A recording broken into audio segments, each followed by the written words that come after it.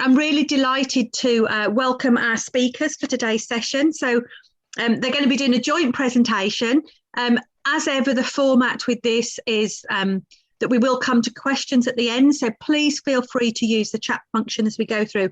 I am going to say, if you have a very technical question, just so that everyone else doesn't kind of get bogged down in anything that might be too technical, Temple has said we will email him with any very technical questions, and we can pick up with anything that's very specific, perhaps offline, and we'll keep the questions today to being quite general.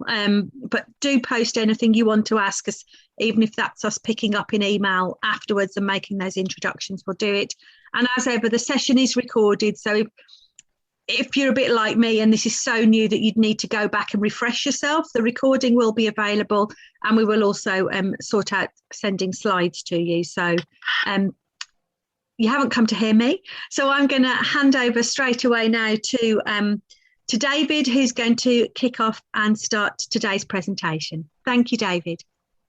Yes, good morning. Thanks, Naomi. I'm very excited about today's presentation, and I'm excited even more so about the opportunity to work with Social Enterprise Scotland on a number of levels, particularly obviously on the digital currency side. The short presentation is I'll just give you the format. I'll just get that up. It's as follows: why digital currency? Just a quick background. What's in it for you, which is the kind of meat of the conversation today. And then I'll hand over to Temple, who's the CEO of Scottcoin.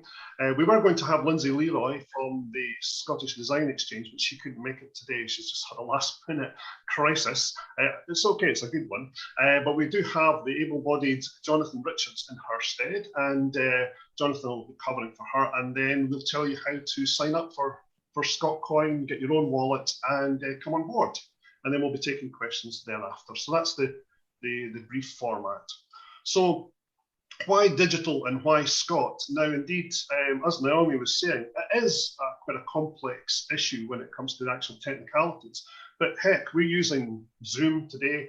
It's pretty technical, but we're not having to worry too much about it. So I would stress less about the actual mechanics of cryptocurrencies and digital currencies. You can find out about that, and certainly we're part of our extended remit is to advise and educate on the whole crypto world. But right now, it's just looking at it as a currency for helping the third sector in particular. So what's good about Scottcoin as opposed to other cryptocurrencies? Well, it's Scottish for a start. We've got a great brand in Scotland. It travels very, very well. It travels extremely well internationally, obviously. And indeed, I've been speaking to a couple of organisations in the US who obviously have links with Scotland in terms of donations in the third sector. And I think that's quite exciting, because they're really getting sexed up about the notion that they can actually pay for things in Scottcoin as opposed to dollars, because they lose an awful lot of value. And indeed, you guys in the third sector, you lose a lot of value from donors coming across from other currencies. So they're really getting excited about the fact that we can actually use Scottcoin as a currency, and they can directly put that Scottcoin into your wallets.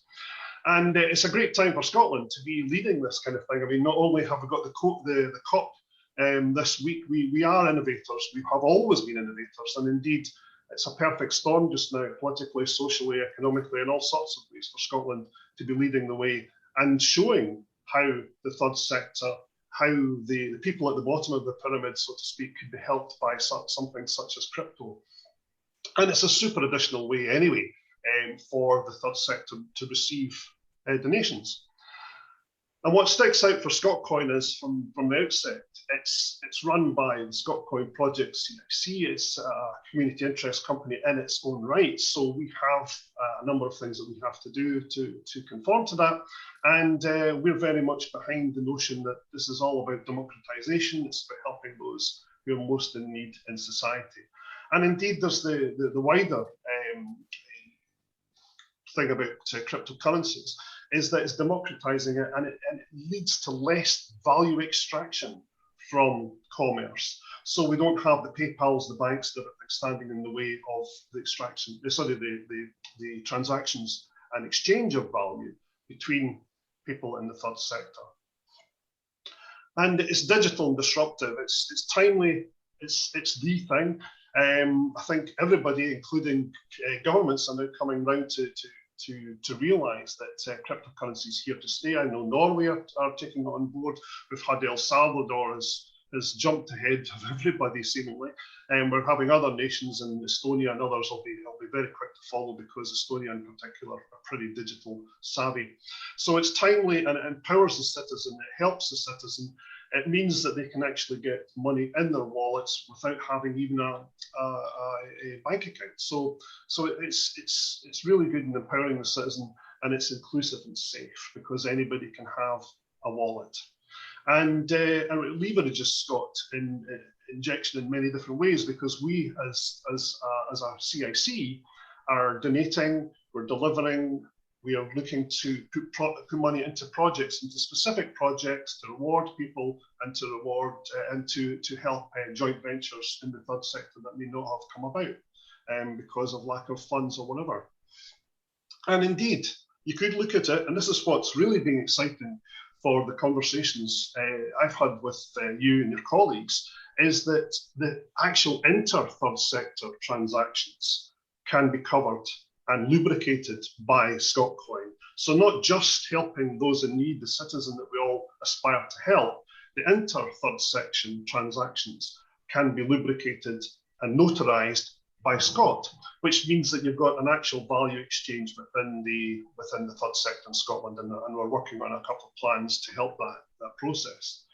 And so it also pulls in SMEs as well, some purpose-driven, purpose-led, mission-led SMEs as well. It can pull them into the mix as well and make everybody just a little bit more socially savvy in terms of their corporate social responsibility.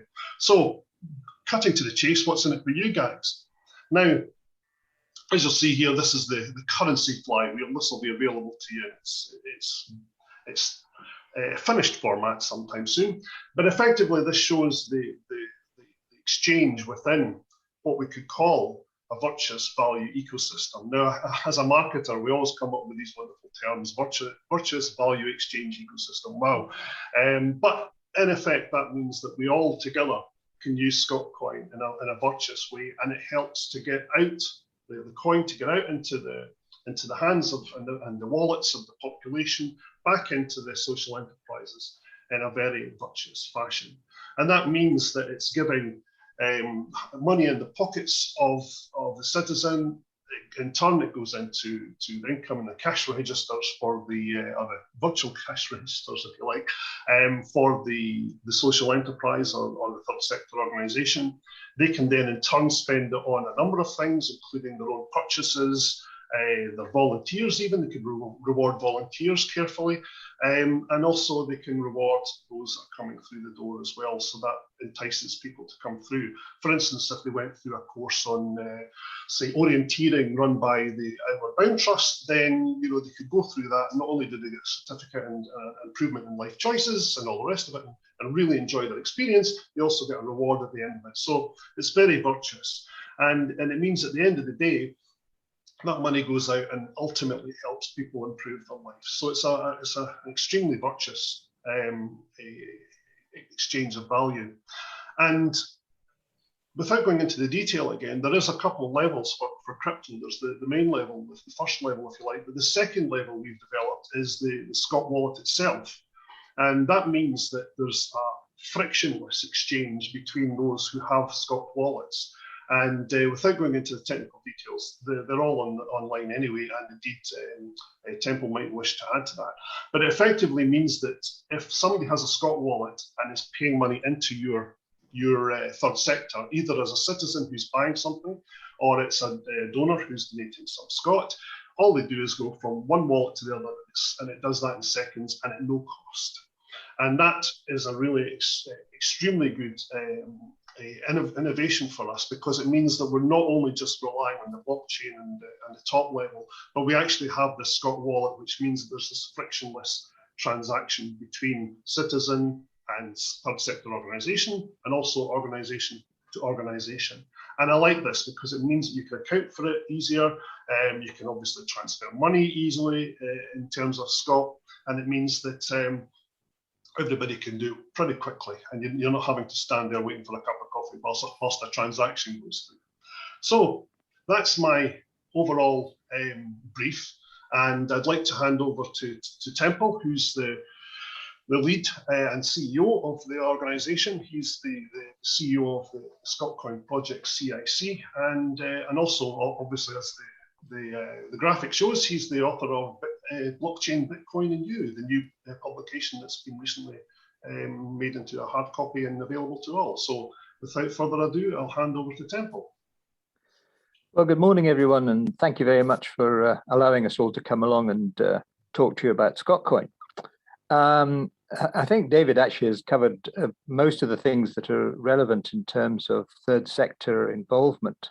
I'm going to start just by giving you a very brief idea of what we can do, and it may be relevant from your own point of view or not. But quite recently, we were able to buy some clothes that were going to be incinerated, and we paid for them in Scottcoin. Now, the people who took the Scottcoin, the point that is relevant here is that either they were going to spend money to incinerate, which isn't good from any point of view, but they got some Scottcoin instead. Now, the Scottcoin they've got, they can then use within their own ecosystem. They can reward buyers, they can do all sorts of things, or they can save it, or they can eventually change it on an exchange. What we did with the clothes was we brought them up to Emmaus in Glasgow, and Emmaus gave them to lots of people. And that, to me, is a win-win from all sorts of angles. The point is, not only did the people who sold them to us not cost money, they actually got something in exchange. And that works everywhere. If you for example, if you want to give a 20% discount on something, if it's £100 you're selling for and you drop the price to 80, well, you've lost 20 quid. But if you take Scottcoin in exchange for that 20 quid, you at least have something which you can subsequently sell or use in some other manner. I think that is the most important thing about Scottcoin, is that it can be used in other areas. There is, I'm going to give you a bit of history because I think it's relevant. Back in the 1930s, there was no money anywhere. There was no liquidity. The banks wouldn't give anybody any money, and most of the banks were going bust anyway. And in Switzerland, the good citizens of Zurich and areas round about it set up a system called WIR, W-I-R. And I'm always accused of banging on about WIR. And the reason is very simple. It's because it is a cryptocurrency. It's not a digital currency. It's a cryptocurrency. And it exists to this day. So it's been around for, practically speaking, 90 odd years. And what they did there was they exchanged goods for WIR. It's called a WIR franc. And they were able to continue to operate where they possibly would not have been able to operate had they not had it. Now, WIR has continued to grow through the years. WIR currently has something like 70,000 businesses that use it. It has 600,000 or 700,000 people who use it. And it turns over about 6 or 7 billion euros a year. Now, that is a significant sum of money, and it's really good. And the great thing about WIR is, and I'm always saying this as well about crypto, crypto is not exclusive as fiat is not exclusive. So, if people sort of say, is fiat going to go out of fashion? The answer is it's never going to go out of fashion. Crypto is complementary to it. Now, in Switzerland, you can go into a shop and want to buy a sofa, and the man says, well, that's 1,000 Swiss francs. And you say, well, that's lovely, I'll have that. I've only got 700 Swiss francs, but I've got 300 WIR. And the man in the shop will say, yeah, that's fine. And he sends you off the sofa. He will then use that WIR to his suppliers or to his workers or whatever it might be. And the whole system is a virtual circle. And it's really very, very, very works very well. And people find it really useful. It's a significant increase in the amount of business that's done in Switzerland over a year. And one of our hopes is that in the future, then Scottcoin will be able to do the same within Scotland and increase good things for everybody in Scotland. So what are the unique attributes of crypto? Well, David touched on it briefly about its transfer of value. I believe, because I've never done it, but I believe that if you want to send £1 million to Africa or South America or Australia or anywhere, you can pay between £20,000 and £30,000 of a transfer fee. And certainly if you tried to do it with PayPal, it would cost you at least that. The point about crypto is that you can do that same £1 million equivalent transfer for, pennies, literally. Maybe, I mean, they've gone up a bit recently, the fees, but sort of between $1 and $10, let's just say. And that is a huge, huge saving, and is something that is well worth doing.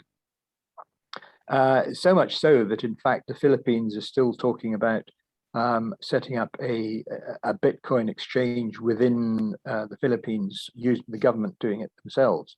And the idea would actually be that you would be able to send money from the Filipinos who work all around the world. They send it back to the Philippines, to whoever it might be. And that is going to save the Philippine economy something like $1.5 billion a year.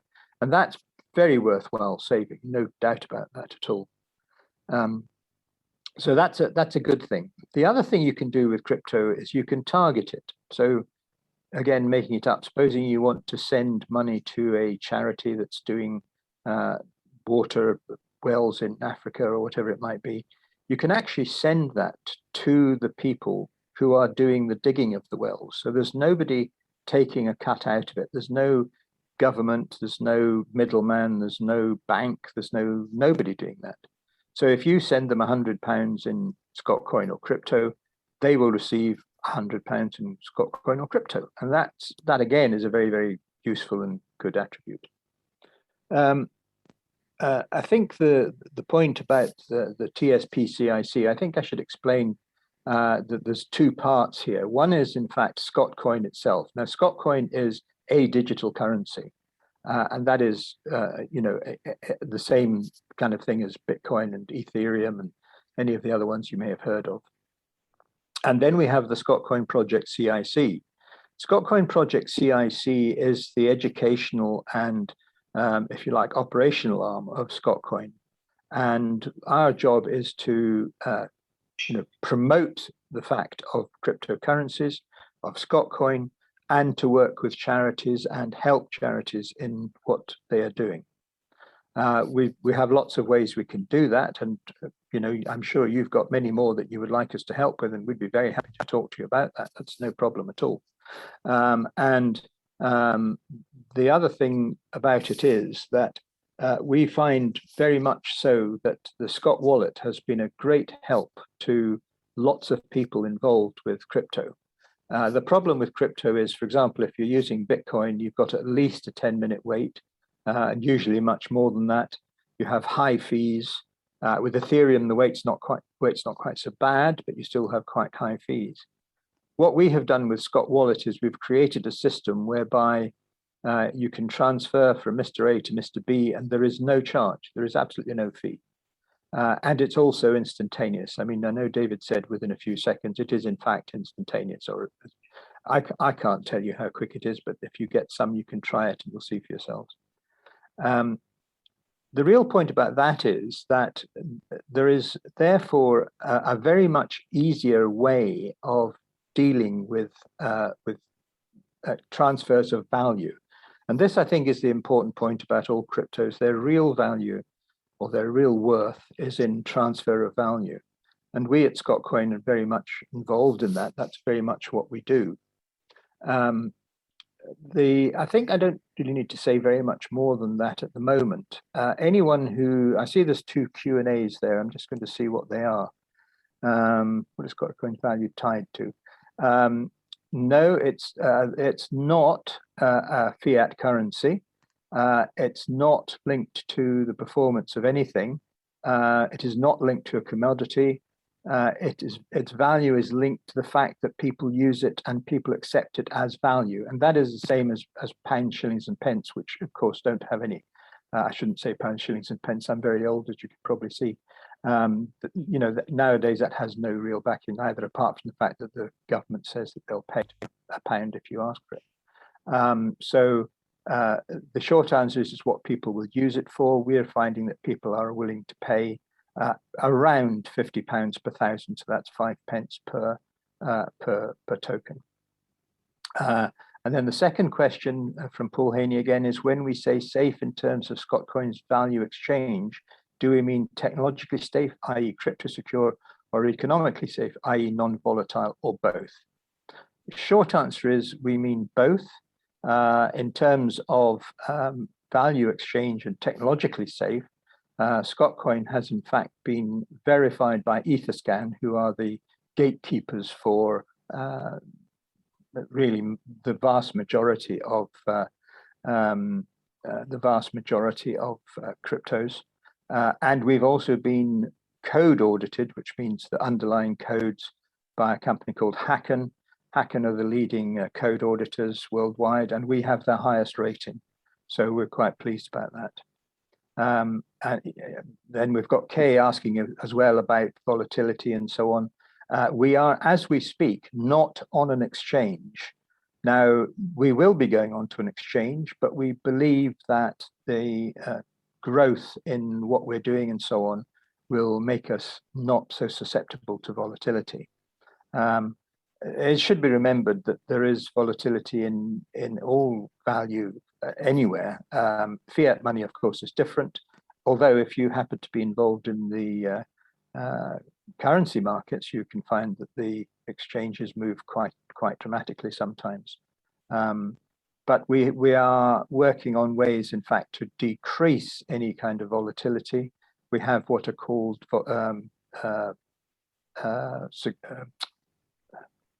currency. What they do is they make sure that the currency only moves a certain amount. Liquidity providers, they're called, and we have engaged some of them. And when we go on the exchange, we will be having that in place. Having said that, of course, I repeat, it's entirely what people are prepared to pay on. We know roughly what the value is going to be on day one. It's like shares going onto the stock exchange. They know what the opening price is going to be. They have no idea what the price will be in a week's time or a year's time. And I think that's true most places. So I think I'll just leave it at that, unless anybody's got any other questions just now.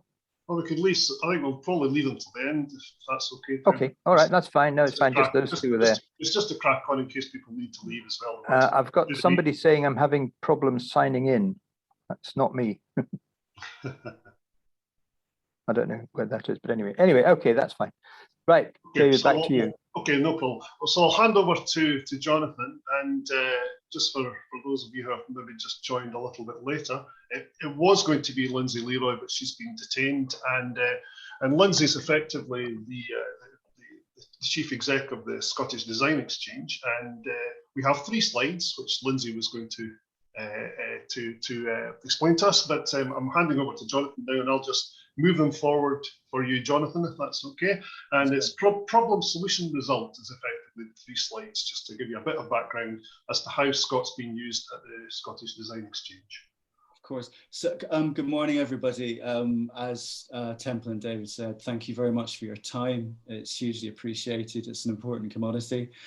Fairly obviously, I am definitely not Lindsay Leroy. I'm probably about as far away as it's possible to be from Lindsay Leroy.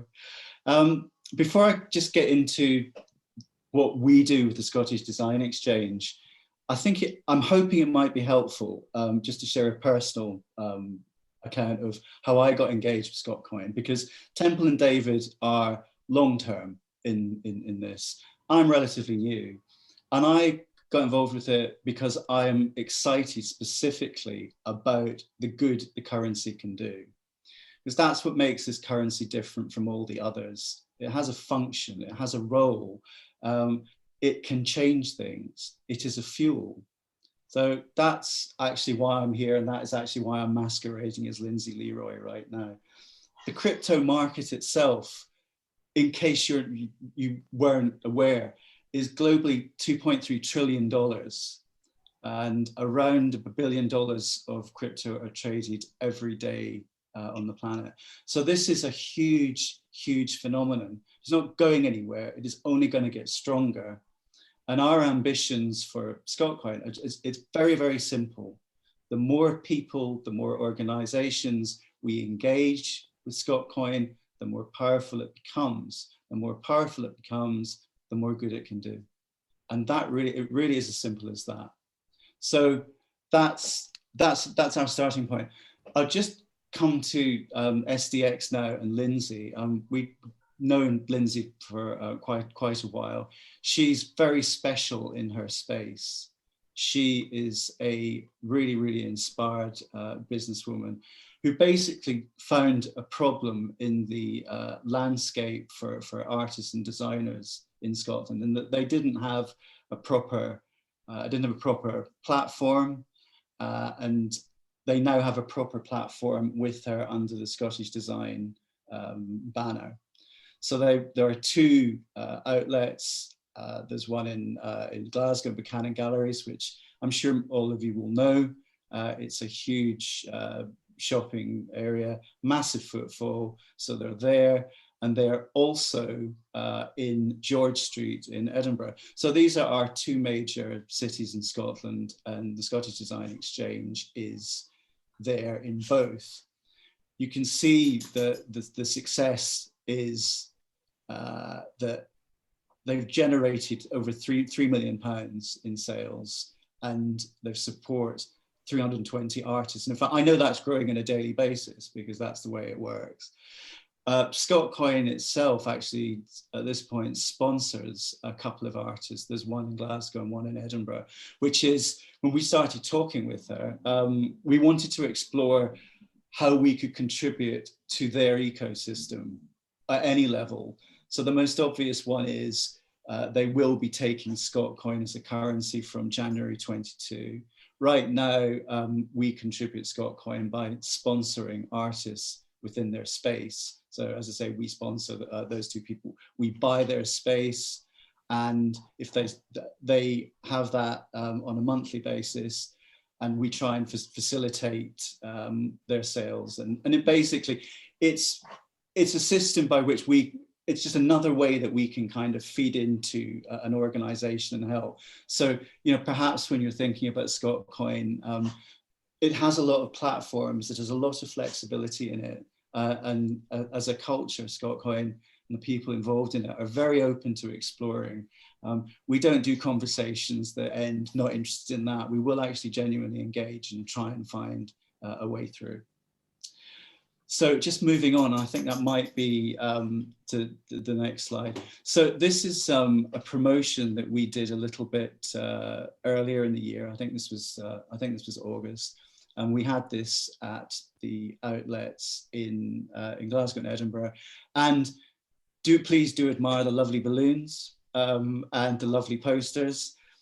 Crucial point is, in both outlets, and this was tying in with an SDX birthday, in both outlets, we had really, really good footfall, really, really good engagement with people who signed up for Scott Wallets. And that's the start of our formalized relationship with SDX. It all starts there, really comfortable. If you can imagine this rolled out over multiple organizations, we can do this. I'd like to go back to Temple's example of the Emmaus clothing case study, because again, I'd look at that and if you're sitting watching this and think, that could be 100, that could be 1,000, that could be 10,000. All these aggregate exchanges and trades and engagements we can make that can actually fuel change and make things better for people. And that's what we're about. And that's actually why all of us on this call this morning really, really excited about the opportunity just to share with you and talk to you about what we do. So that really, I think, gives hopefully an overview of what we do and what we've done with SDX, and how we are very, very open to doing lots of new stuff with lots of new parties. Great, thanks, Jonathan. Yeah, you just reminded us that not only is the technology new, but the application of what we're doing in terms of Scottcoin and its use within the third sector. We're all just discovering this, and indeed, that conversation with North America about the donors and their value disturbance or extraction, you could call it, before it gets to those in need and the worthy causes in Scotland, and the notion that we can do business within the third sector and it can be smooth with Scottcoin. All these things are new ideas. And as you've said, Jonathan, we're very, very keen to talk to individual third sector organisations and SCS as a whole to see how we can move this along. And the other thing which I've been reminded there, and one of those bullet points in the last slide there, is that it's a competitive advantage as well. And I know that certainly some commercial things regards organisations being more commercial. It's a difficult thing to discover, but sometimes that competitive difference is something that we all want and we all need. And let's face it, it's busy out there, and we've got to get the eyeballs and the wallets of everybody, and we want to have a wee advantage. And having Scottcoin is a certain advantage. Sorry, Temple, you've got your hand up there. Yeah, no, the only reason I've got my hand up is because that there's two recent things that have happened, which I think are quite relevant. The first is we have an agreement with people called Better Internet Search, that's BIS, who again are Scottish, again are a CIC, and are extremely, as far as I'm concerned, extremely good from the point of view that if you look for something on their internet search system, you do not get dozens of emails asking you why haven't you bought whatever it was, and texts and ads and everything thrown at you, which I find very annoying. And they reward people for looking and doing stuff with them with Scottcoin, and the people are then able to, as I said before, use it, save it, spend it, whatever. But lots of people have in fact decided that instead of them taking it, because it's not huge sums, they basically award it to charities of their choice, and there's a range of charities that we and BIS support in within that system. That's the first one. The second one is a new one which is not yet fully with us, but we're just about there. We've made the initial steps, shall we say? People called BBX. BBX, and we will be announcing this fairly shortly. BBX are people who have their own internal token, and what they're going to do is they're going to take Scottcoin for their services. Now there's literally hundreds and hundreds of different services that they have people within their system operating. They have worldwide something like 300,000 plus members. They have more than 8,000, I believe. In fact, I believe the update is this month. In fact, they've just passed the 10,000 within the UK. So all that is really useful, and it's a very useful thing. If you have Scottcoin, you can then go to whoever it might be, someone to design you a new web or whatever it would be, a new website, and they will do it in exchange for Scottcoin. And that is a genuine use of something which is worthwhile. So that was all I was going to say, because I think it's relevant. Well, it is absolutely relevant, and indeed you just reminded me that not only third sector organisations, but SMEs, for-purpose SMEs, have perhaps some excess capacity which they can use, and through BBX they can use it as a barter, because BBX is effectively a formalised barter system. And but using Scottcoin, obviously, that helps lubricate it in a number of ways, and yeah, that's very relevant.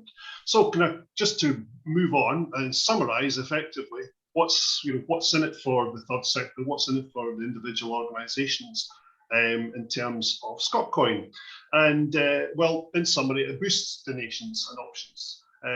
The case study, or at least the example given about the American donors is a good one, and it means that instead of having just dollars exchanged to pounds and then value extracted from that, they can actually do it direct. So it boosts donations and options for the third sector organisation, and obviously increases income, which we're all interested in, especially at this time. And you can do it and use it to pay for things. Apart from the normal things, you can actually do it in other ways. You can pay for for help from a fundraiser or some volunteers, within reason, obviously, because volunteers tend to be volunteers and not expect to be paid, but that doesn't mean to say that they couldn't get rewarded in some way. It lower transactions costs between the citizen who's using Scott and the third sector organisation. It reduces them to zero. And likewise, a third sector organisation to third sector organisation within the ecosystem, it's no cost. So you've basically got a wonderful system where all the value is kept within the ecosystem, and it's virtuous. And again, just to remind everybody, the whole thing is set up as a currency for good. It's not for personal gain, it's not for corporate gain, it's purely and simply, and it's not for dogma, it's purely and simply for good and to help our fellow citizens, which, let's face it, we're all in the business of doing. So how before I move on to the general questions, if there's still some coming through the chat, I'll let Naomi have a look at that, and I'll just summarise what to do next.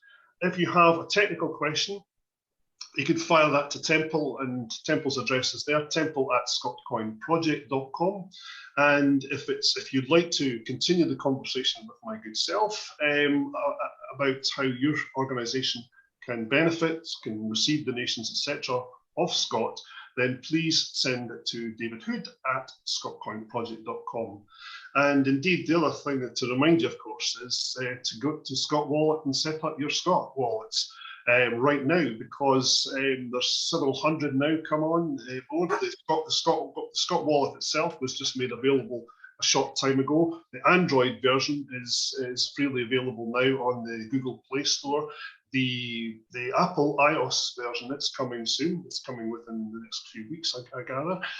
But anyway, you can get onto scottwallet.com just now, and you can take your personal one out, whether it's David or Temple or Naomi or whatever. But you can also get, obviously, your organisation in some way or your brand to make it nice and easy for people to pay you in Scott. So that's all I'd like to say. And as I said, I'll hand back to Naomi to see if there's any questions for Temple. Thank you very much. And I just saw in the chat that apparently it's gone live on the Apple Store today. So I just thought I'd point that out to people. So there's a little update. I'm probably going to, there are a couple of other questions come up in the Q&A, and I'm conscious, thank you to everyone that's asked questions so far, because this is such a new topic to me that actually you're much more able to ask articulate questions than I am on this topic. I think we're all still learning. So I just wanted to ask, someone's asked how secure is the Scott wallet? And I think they've referenced also in the chat that, that Binance, if I've said that right, is a secure wallet based app, but it can be vulnerable. So how does Scott wallet differ from that? Well, I'm perhaps not the best person. Funnily enough, actually, Brian Mackay, who's actually on this, is our security guru, as it were. But basically, Scott wallet is on the Ethereum network. And Ethereum itself is a blockchain which is reckoned to be as safe as 1 grain of sand in the universe. Now that is pretty safe. So we are on that blockchain. All the transactions are stored on that blockchain and so on. So there's no issues there. You mentioned Binance. Now Binance, of course, is a single point. It's not a it's not a distributed ledger type as is Ethereum, and that is a bit more that, well, it is more vulnerable. It's simple as that. So we are quite different from that. We are totally separate from anything like that. Thank you, that's helpful. And I can see that Brian's been answering various bits in the chat as well. So he's certainly on hand to have helped with some of the questions today. Someone's asking, can you add funds into your wallet? Yes, you certainly can. There is a system to be gone through, and this is slightly a technical question. The Ethereum mainnet is what they call layer 1, and Scott Wallet is what we call layer 2. And you can transfer funds, backwards and forwards as you wish. There is a cost to doing that. That's different from being within the Scott Wallet ecosystem all the time. I think if someone wants to know exactly how it can be done, then they would be better to contact either myself or Brian, and we'll talk you through it. If you want to buy Scottcoin, which is another thing, then talk to me and I'll see what I can do for you. But the actual transfer between your main wallet, which would be a MetaMask or a Trust wallet or a Me wallet, and Scott wallet, there is a charge for that, which is payable by Ethereum gas, and that is how it works.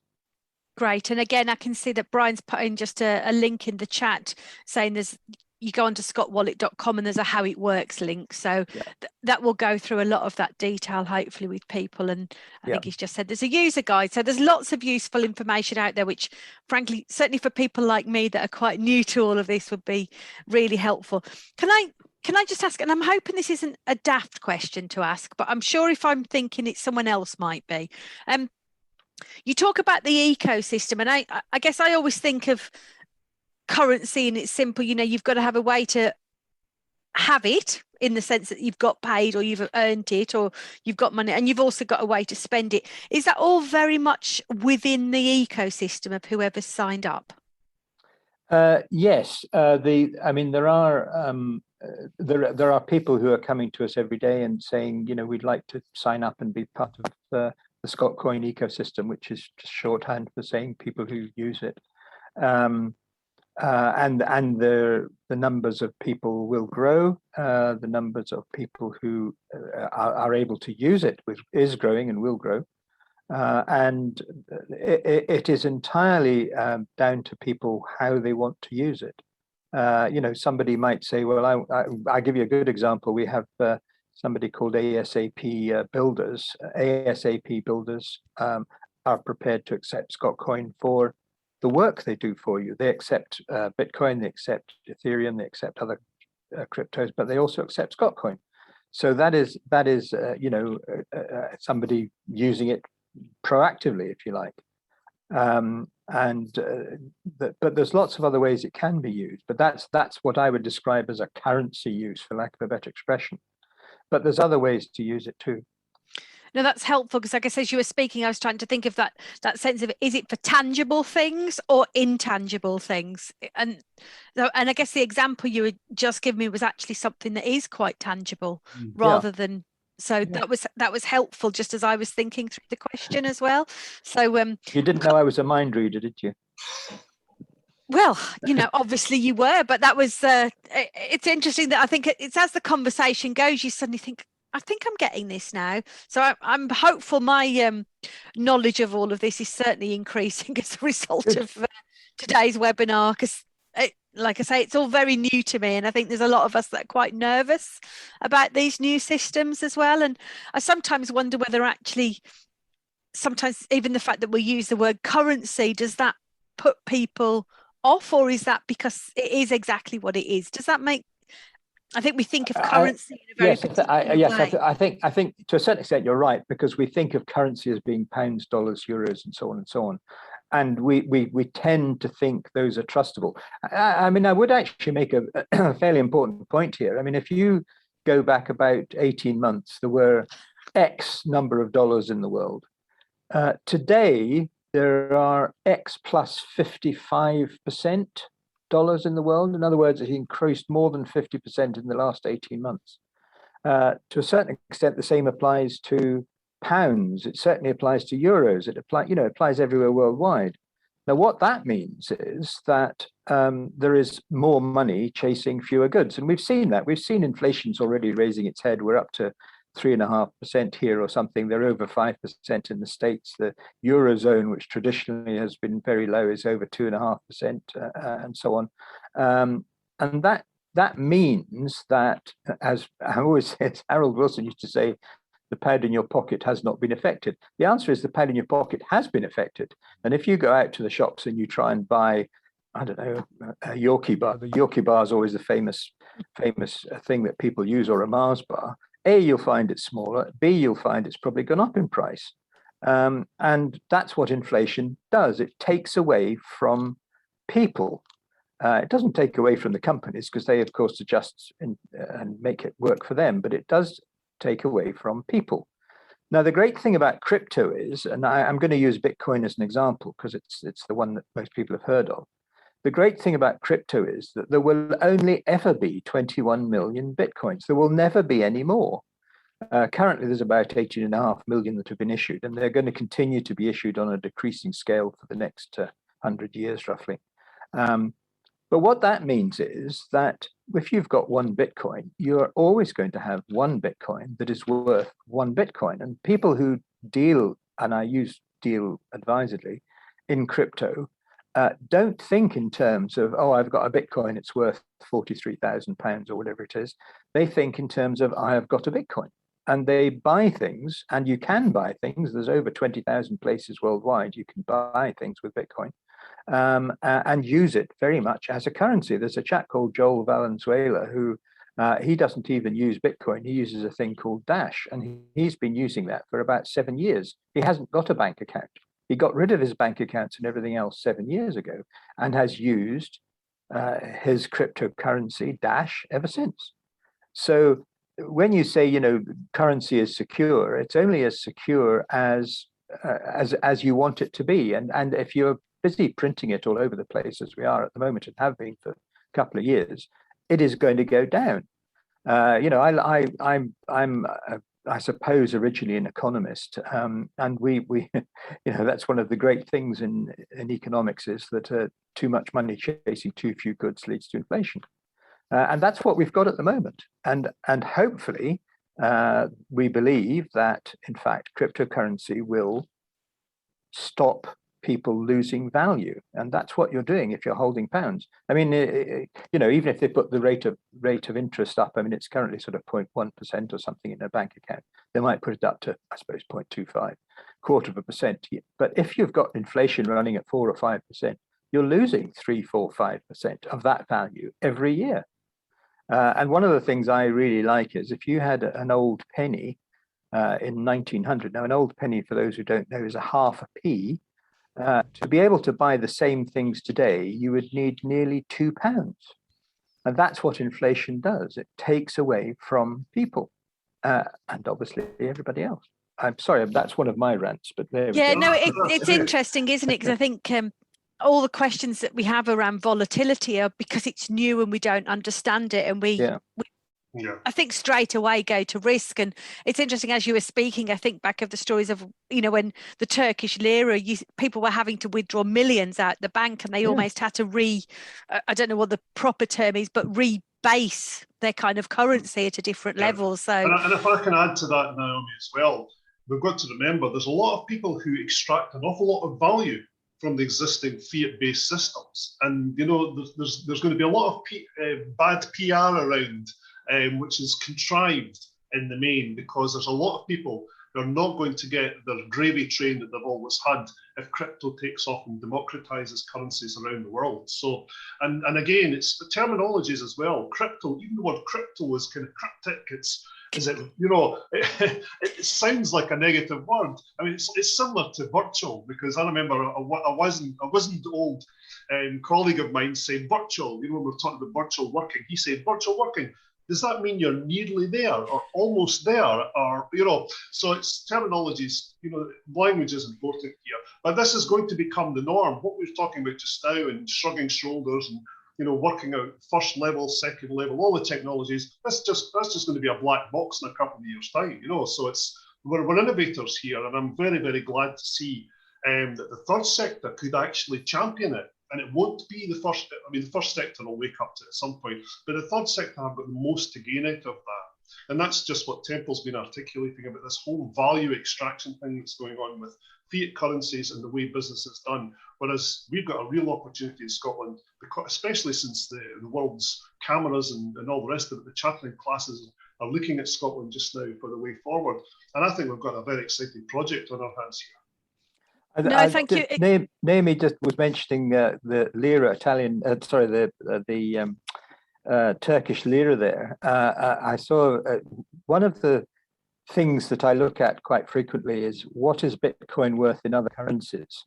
And if you go back to when Bitcoin last was at its highest, which was 2017, and it was around $20,000, it's now around $63,000, $4,000. So the Turkish lira bought X, I don't know. I have no idea what it was, but it was X. So even if you paid the highest possible price for Bitcoin then, and the price of Bitcoin was only $20,000 today, you would still have 5 times more lira than you started with. So in other words, you more than have covered the inflationary cost in those last 3 years, which I think is a straightforward example of what it happened. The other thing, just David actually was touching on there, was about knowing about the the black box. And I always say this: I have no idea how a mobile phone works, but I can make a phone call, and that's going to be the same thing with crypto. It would be good to know a little bit about it, obviously, but you don't have to. And if you just do what the instructions say on the tin, then it'll work.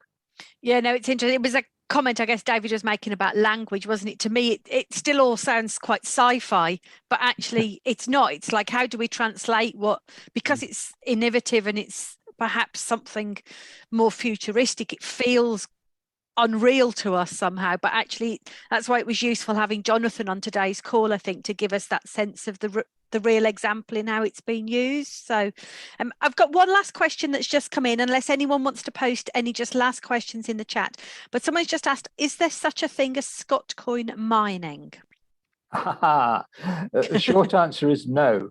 The way we have done it is that we have what's called pre-mined. So there are a set number of Scottcoin. There will never be any more. That's the first point. The second point is that we have reserved a 60% or thereby of what has been mined to be released slowly over the next 120 years. And you may wonder why I keep on about 100 years. It's really because Bitcoin did it. So we're doing the same thing. And that means there will only be a certain amount released every year, not that many. Maybe I can't even think what the figures are now, but it won't be huge numbers every year. So the answer is no, it's not mined. It has been pre-mined. They're all there. They're all available for everyone to see, and that's it. Great, thank you. And I'm just picking up on one last question. Someone was actually just asking, they're having trouble watching bits of this today and they just want to know about where the video will get shared. It's actually on the Social Enterprise Scotland Vimeo channel. So we tend to promote it in our social media. So if you follow us, you'll get all the links and connections there. So hopefully that helps. So I'm just checking if there's any last questions that have come in. Could I just make one point that I think might be interesting for everybody watching? There are, as I'm sure everybody knows, barriers to even having a bank account in this country. Not everyone has a bank account. In fact, there's hundreds of thousands of people who don't. Scottcoin gets over that. Everybody can have Scottcoin. And I think that's an important point, because people are marginalized by the banking system and can be incorporated and included in Scottcoin system. Yeah, I think just throwing in a little bit about El Salvador and Bitcoin. The interesting thing about them is that it took them however long it's taken them to get to 1.8 million bank accounts, and within 3 months they had over 3 million. They had over 3 million Bitcoin accounts. So that instantly gave some power to people who had nothing before, which I really like. Absolutely. Great. Here we go. Duncan's posted the chat of where you can find the webinar, so thank you. And I think someone's put a very particular proposal just in the chat and an email. So I think if there's anything to pick up on that, I'd say, I think it's Andrew who sent a message to everyone. I'll leave the chat open for a little bit, just a couple of minutes, just once we close today's webinar. So if you want to read that, and he's put his contact details in the chat, then I will leave that in there. And yeah, I actually feel like I've learned quite a lot. I came into today's session thinking, oh no, I don't know how to answer questions on this. I'm going to look really daft, and I probably have still looked really daft, but that's fine. But actually, I've come away with a much better understanding of Scottcoin. So I'd like to say a big thank you to all of our presenters today who've certainly helped me as someone who's quite new to all of this language. But I think also helped those people who perhaps know a little bit more, who were able to ask some questions in the Q&A. So thank you to everyone that asked questions today. You helped me out enormously, because I wouldn't have known all of those questions to ask. And I'd just like to say a big thank you to David, to Temple, and to Jonathan. So I'm sure this is a topic we will come back on. I think particularly given it's got that ecosystem link, it takes time to build ecosystems. We know that very much in our sector. So we know we'll come back to this, I'm fairly sure. And I'd just like to say a big thank you to everyone for joining us today. So thank you, David, Temple, and Jonathan. And thank you, Thank Melville, you. for ably chairing the thing. And just another reminder, get onto Scott Wallet, people, and get your Scott Wallet sorted up, and give us an email and ask us how we can donate to your various causes. And we'll do our best. Brilliant. Thanks, Thanks, you. Naomi. Thanks again, folks. Cheers now. Bye. Have a great day.